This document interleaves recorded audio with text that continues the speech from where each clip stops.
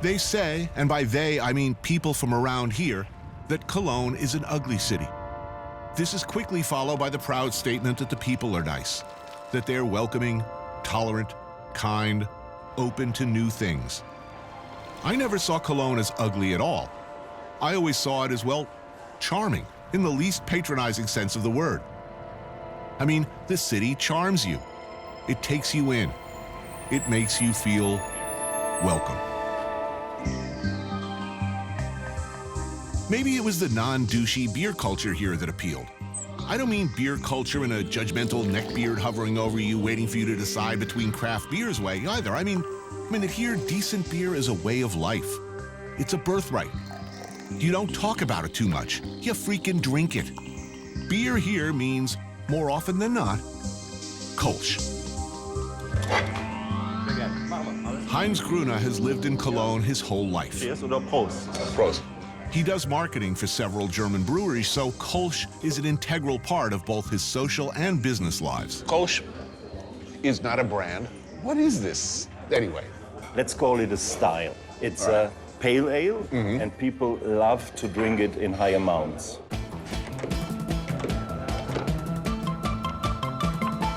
Malzmühle Brewery has been slinging beer non-stop for the last 150 years. Democratic, utilitarian, welcoming to all people with a powerful thirst. I love the whole style, the little glasses. Is this unique to Cologne? Other regions of Germany, you won't find such small glasses. Right. They start with 03 to 05. To the giant. Yeah. You know, if you have a giant thing of beer, it's like piss warm by the time you get down to the bottom. Right. But here it's necessary because it is not very carbonated and the foam disappears in minutes. There are guys who drink it in one sip. I'm not sure of the exact blood absorption rate of alcohol, but I would think that if you're hammering these things back, it's hitting your bloodstream at the perfect rate. Maybe we have to name them alcoholic, but they are accustomed to it.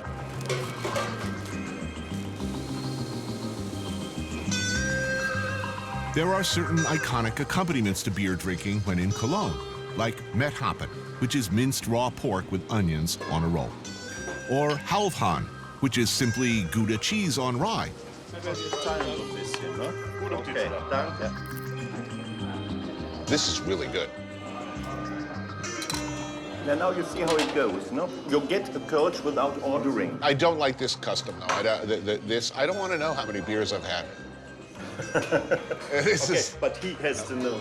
Yeah, that's fine. Can he do his own little system? Somewhere around here, I'm thinking, geez, I've got a problem. It's when the Himmel und Ed, or heaven and earth, hits the table that I start getting deep into my happy zone. That's blood sausage, fried onions, and mashed potatoes with applesauce, which, if you don't like, by the way, pretty much removes you from my will save from drowning list. And then there's this, the dish that almost alone brought me back to Cologne. It was sweet, sweet memories of this stegosaurus-sized shank of cured pork, boiled and boiled until it literally falls away from the bones, steaming and moist, a symphony of meat and gelatin and good, good stuff. God is hiding in there somewhere. Cologne is a workers' town, you know? So the kitchen is definitely a workers' kitchen. And yet, it has a pretty liberal, progressive worldview. Where did that come from? It has something to do with the river. Occupation here was trading. So the Cologne people from the beginning were interested in other people and they took profit of other people. We are not afraid of influences from outside. But therefore, it's also important to have some traditions that are lasting for a long time. And one of those would be Kölsch. One of is Kölsch, one of it's a dish, and people know that they can come here and it won't change. This place will not change in the next 200 years.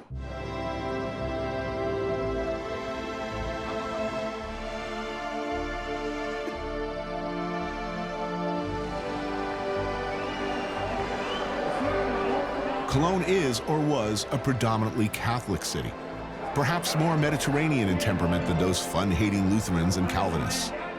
It's Germany's fun zone, and from November to February, Cologners celebrate Carnival.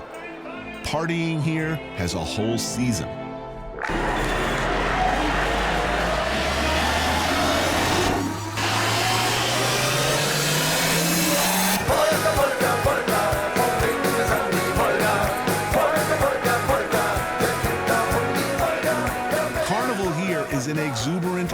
masochistic, batshit wild 40-day celebration leading up to Lent.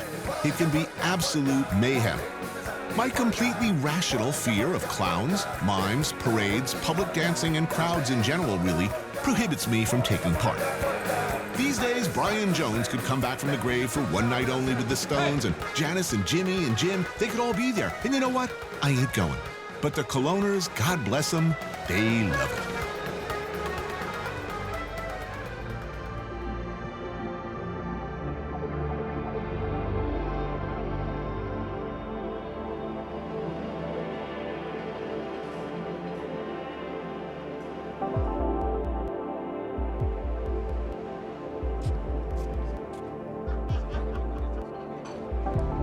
Oma Kleinman handles enormous crowds of revelers. Fortunately, the madness is still a few weeks away.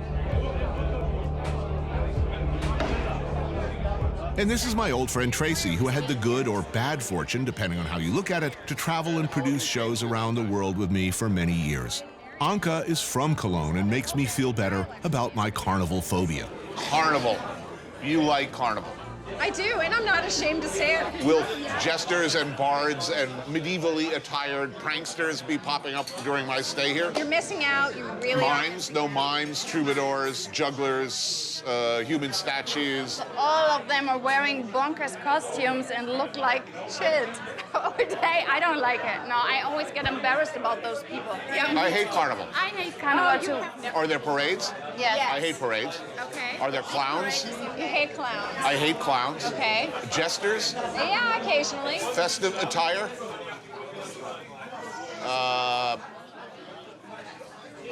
I have beer right now. I don't need no stinking carnival to drink beer, man. And as I understand it, I'm urged to drink beer as part of a community of beer drinking with other bros. I hate bros. I mean, it's not just bros. It's a whole community of people speaking in dialect, singing songs in dialect. Singing. I forgot to mention that. I hate that too. There is another side, and if you open your heart, you would see it. My heart is a cold, cold place, and there's no room in it for jugglers.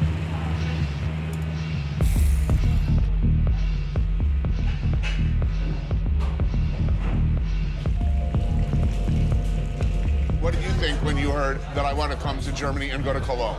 That's awesome, because Cologne is like the other city in Germany that I can really identify with. It's like I have this love affair with Cologne. I often say that the places I go, there's a pheromonic decision made very quickly. You step outside the airport terminal and you go, and you know right away.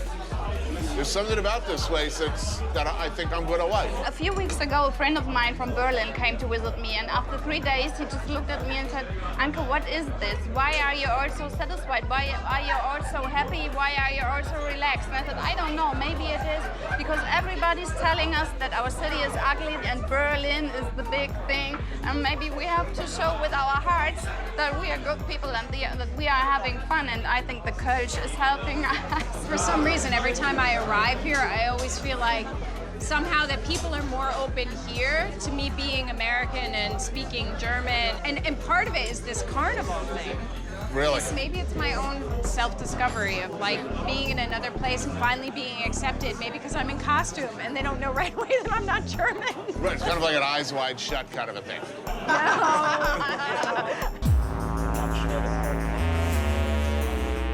This is what I came here for, though. Surfboard-sized slabs of veal and pork, filled with many wonderful things, dredged in breadcrumbs and fried in magical, magical deep fat. Now that's a carnival I can get behind.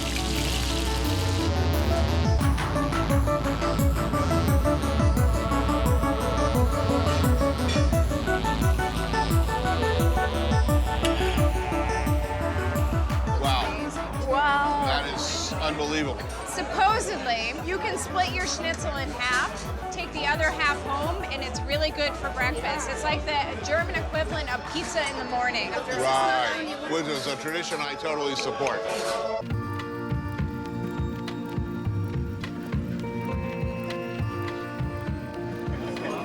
Considering it's a beer drinking culture, at the end of the night, will there be 2 or 3 or 5 or 10 people all hanging out like way past the point that they should have gone home?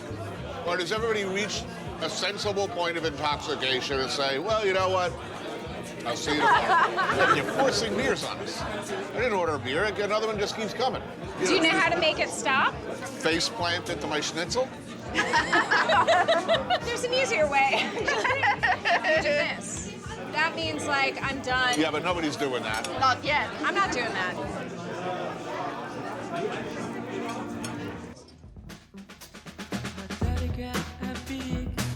If there's one musical movement or one band that represents Cologne better than this one, I don't know what it could be.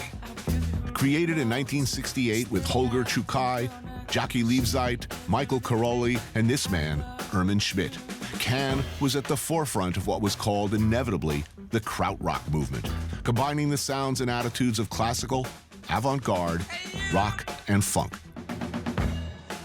So you moved here, how old were you when you came? 64. Interesting times, 64. It was a very interesting time. It was the time of where Cologne was really blossoming.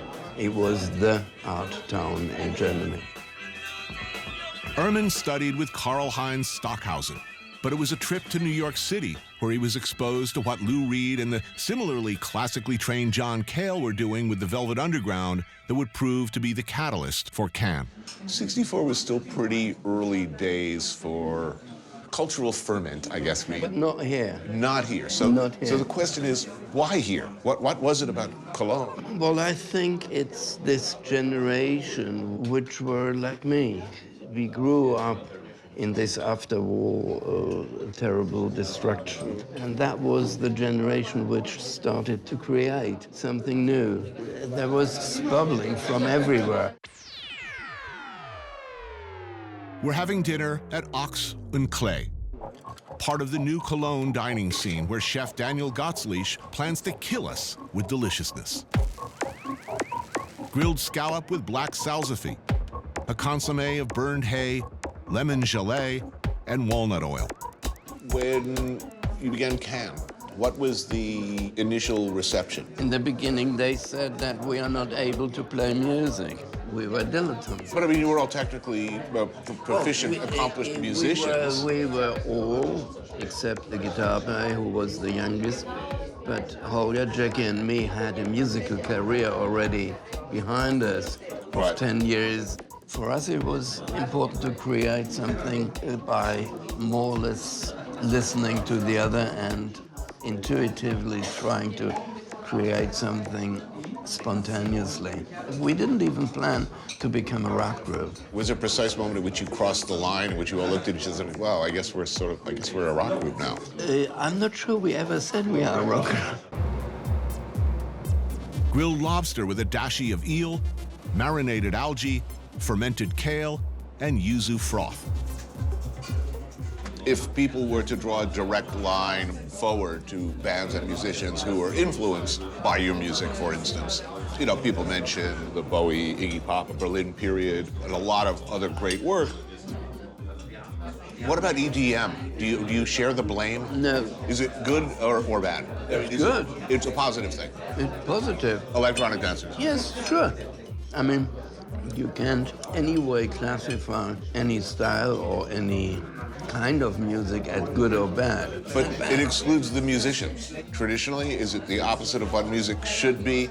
Is it all okay? I have no idea what music should be, because whenever you start knowing what should be, you are already starting a new dogma. Yeah, I hear you. There are DJs which make fantastic music, and they make it for a certain purpose. I mean, there is the purpose of this environment, and they fit. Neither the purpose nor any dogma can be used as a judgment for your music.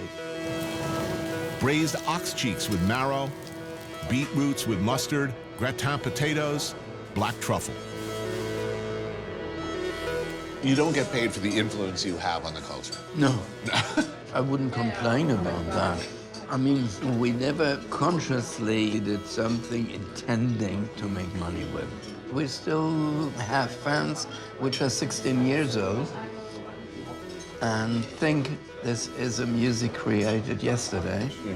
And it's 45 years old. Does that feel good? That's satisfying too.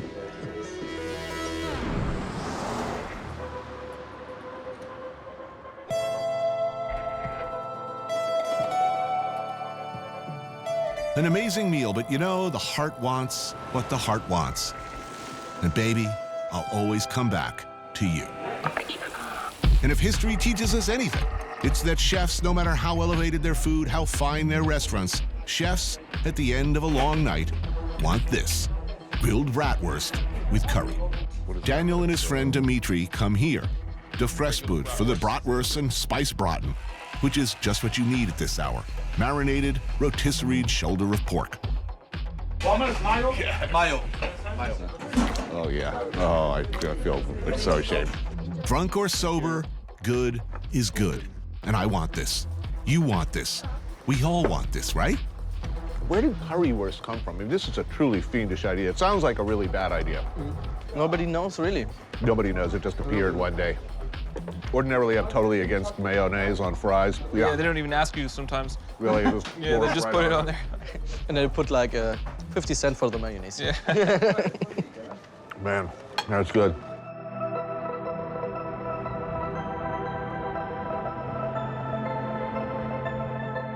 The legend is Cologne is a very accepting of new cultures, accepting of new, obviously, cuisine. Why? It's a good question. I guess we have a lot of gay people here. People say it's like the San Francisco of Germany. It's a very Catholic town. Catholics are not notoriously, gay Yeah. friendly. What happened here? That's a very good question. Huh? Yeah, I don't know the answer. It's sort of a nightmare scenario for a conservative. You're saying it's basically immigrants, homosexuals, and artists have made the town what it is. Can I find work here? As a chef, yes. As a good chef, yes. What if I were a mime? There's actually a lot of them here. Prostitute, work here? Yeah, a lot of them. This is like the biggest brothel in Europe. You know, that doesn't sound like a good thing. Smallest and most discreet might sound better. Biggest. Yeah, well, it's also famous for its parties. So you can probably undercover go to a brothel. You say like, oh yeah, I'm just partying. Why of all the places in Europe would the largest brothel be in here? And Basically every month there's like a big convention here. So I guess if you're looking for company, maybe that's why. it's a city of contrasts. I mean, on one hand, it's very Catholic. You would think conservative. If you look at the menus of a lot of the places here, very traditional, some pretty much the same menu in a lot of the places. Yeah. And yet, then there's your place. They're all doing well. It's very confusing. I need more beer. Yeah. 3 more? 3 more? Please. One? 3? Yes. No problem. That's what I like to hear. Cheers. Cheers. Cheers, guys.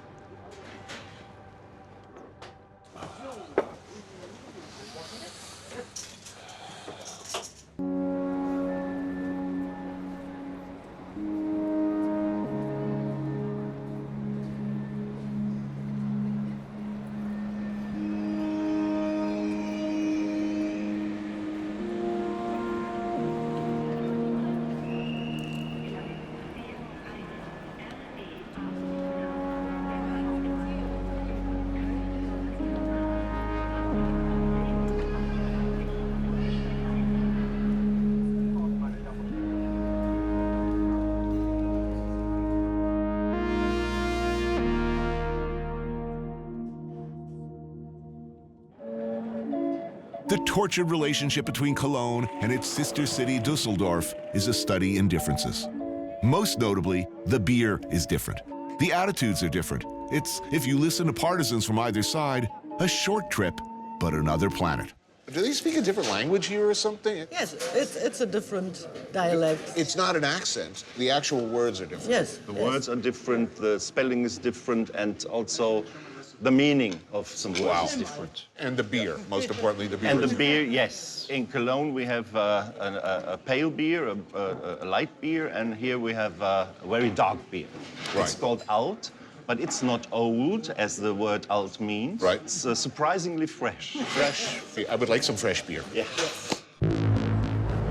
Uriga Obergariga is another one of those old and awesome German institutions designed to serve maximum number of people, the maximum amount of beer, and pork products with maximum efficiency. Look at this.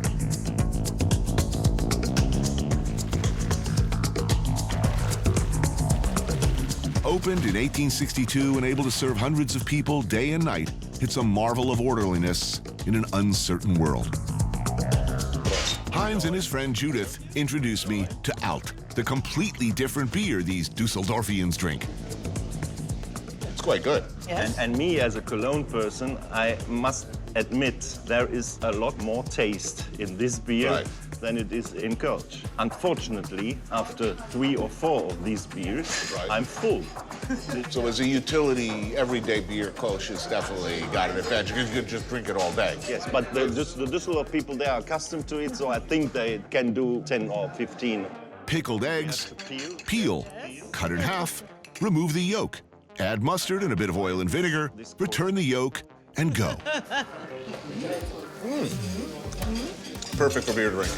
It's work, Yeah. but it's worth the effort. They make you do this yourself? I thought it was Cologne they're supposed to be, working class. I mean, Yes, this is working class. there's not a lot of love between Düsseldorf and Cologne. Why can't we all get along? There was a battle in the 13th century. Right. And Düsseldorf won the battle, and that was the moment Düsseldorf got a city.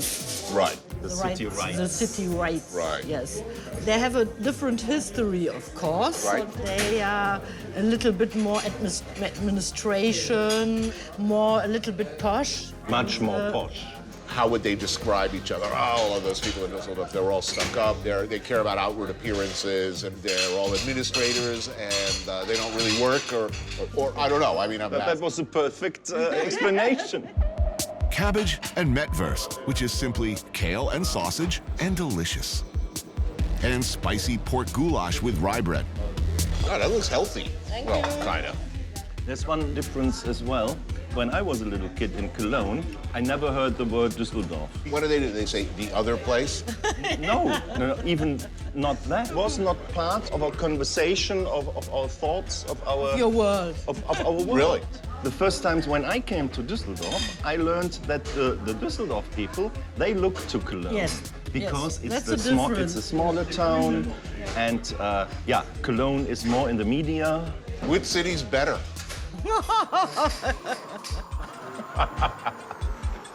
Yeah, only one answer, that's true. Cologne, for sure.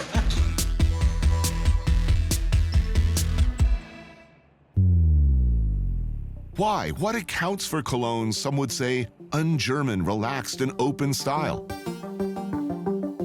One explanation might be the dead Roman theory. I have suggested that the presence of long-dead Roman legions enriches the soil, making for good wine and a propensity for frolicking and drinking that wine. It is, I hasten to add, an idiotic theory, but I want it to be true. Cheers. Maurizio Arca here is German-Italian, sort of. You've been represented to me as Italian, but you're Sardinian. Yes, I am. Now, this is a whole different thing. It is, definitely. My father-in-law and his whole family are from Nuoro. Really? So I am well familiar with Sardinia, and I know that, this is not a dialect, this is a language. Yeah, and there is some ambivalence about whether they even consider themselves Italy. They don't consider themselves as Italian because they always been left alone by the state. And I don't know Italy. I've been in Siena, I've been to Rome, I've been to Milano, but that's it. So Italy is more foreign country than Germany. Yep. You couldn't find me an Italian. I mean, what the man? Trattoria Bar Celentano doesn't look like much, but what they're serving is deceptively good. Antipasti, grassi, carpaccio, tomatoes with pepper, parmigiana, grilled zucchini, mortadella.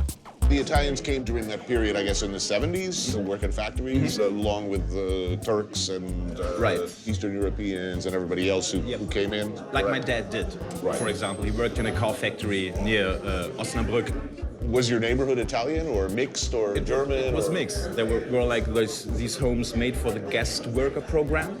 All immigrants were like stuffed in there. And integrated? Yeah. Meaning the Italians didn't all live together. Not all Italians, but lots of immigrants, like Turkish people, Italian people, surrounded by Germans. What did they think of the food, your parents? Like when they first said, look at all the cabbage and the potatoes and the giant hunks of They pure love pork. potatoes, that's for sure. Right. But all this other stuff like Haxen, they don't like that stuff. When you came home from school, what did your mom cook for you? Italian or German? Just Italian. Just Italian, that's just no surprise. And spaghetti alla vongole. So life is good as far as I'm concerned. Give me a good spaghetti with white clam sauce, and I don't need much more. Maybe some wine. Everybody here says the same thing. We are open-minded. Yes. We try to be fair to everybody. We are welcoming. We're proud of that. That will never change. Do you think that the refugees who are coming here, that they will be integrated into German society as efficiently and as gracefully as your family was? I'm not sure, because times are so different to the 80s. But look, Germans are organized. Organization is just one fact. You need to control, to handle this, but Look, all of the people who were involved on New Year's Eve, do you think that if they get work, that if people are kind to them, if they're given housing, do you think eventually Germany will figure it out? I'm not that optimistic, to be honest, because I'm convinced that it's not a German problem. Right. It's a world problem. It's a European problem. We're all stuck in the same boat.